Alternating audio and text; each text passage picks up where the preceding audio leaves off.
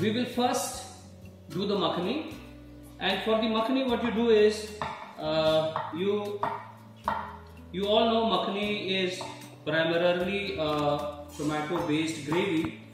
So what I'm going to do is I'm going to initially add in a little bit of oil into the pan. And so what I've done is I have put some cinnamon, 1-inch piece of cinnamon. I have put around 5 green cardamoms here. I have put a tablespoon of whole cumin, and I have put around 4 cloves into it. Okay, so they are crackling now. I'll let it cook for the time being like this, uncovered.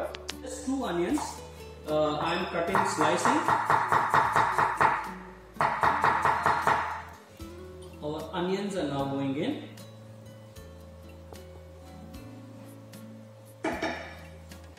The next thing that I'm going to put in is the ginger and garlic paste. Spice to this sauce. I'm adding in some ginger garlic paste and some green chilies. Just 2 sprigs of fresh coriander, and coriander stems I have put into. No greens. Greens will blacken because there is a lot of tomato in this gravy. And at this stage I am going to add a little bit of salt to hasten the cooking. Take some time to cook. So in the meantime I'll keep on stirring it. You can see that the makhani has started, boiling, simmering. Actually, I can really smell it. I don't want any of these gravies to, kind of bhuno at the base. So I will have to continuously look that they don't get stuck, they don't lose moisture. Okay. Chicken. This is chicken leg. I have cut it into a tikka shape. I will be marinating it. So first marination, what I will be doing is the ginger garlic paste and salt. 1 tablespoon ginger garlic paste and some salt.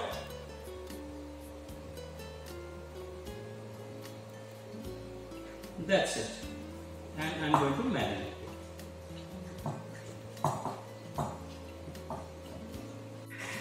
I have some dahi, a little hung yogurt which I have just whisked nice and creamy, some Kashmiri chili powder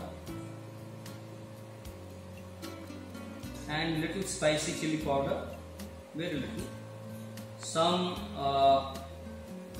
garam masala powder, ready-made garam masala powder, cumin powder,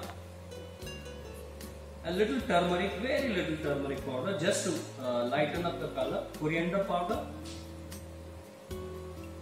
okay, and just a little bit. Now remember, if you are making a chicken tikka per se for serving as a starter, what you can do here is always remember you should always put a little bit of a starch into it.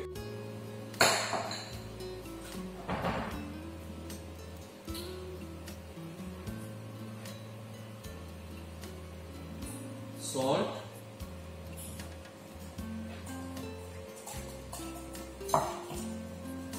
here is reducing, so I will the tomatoes have yet not subsided, so I'll add in a little bit more water into the makhani, little bit more, just a little bit more. And at this stage what I'm going to do is, what makhani is known for is the makhan.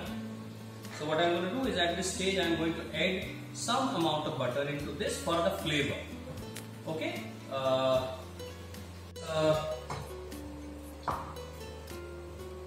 Just squeeze the chicken a little bit, squeeze that extra liquid, put it into the second marination. Normally you can marinate it for 1 hour, 1.5 hours. That will be great. So the chicken goes into the marination. So what I'm going to do now is, the onions are completely gone, and I'll give it for tasting. Shape to these tikkas. Otherwise, what would have happened is it becomes very flat, and then they don't look like tikkas anymore. Okay, so roll it up, roll the tikka, double it up, and put it into the skewer. If you had iron metal skewers, you could have done it. Leave some space in the center, some space in between, and almost in the middle of the oven I have put these. Already put some butter in there already. Very low temperature. And I'm also going to add in a little bit of oil because I don't want the butter to caramelize.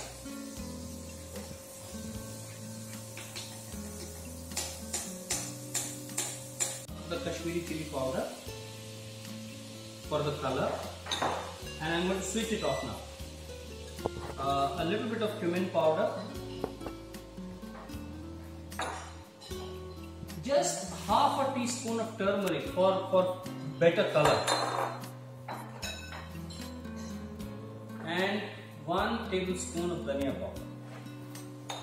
This goes in, and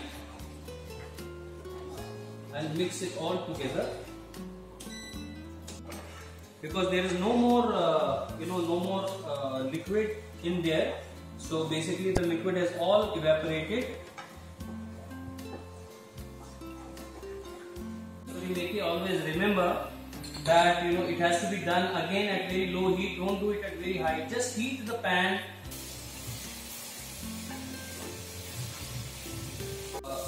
Pureeing, I did not strain it. I'm going to strain it at this stage.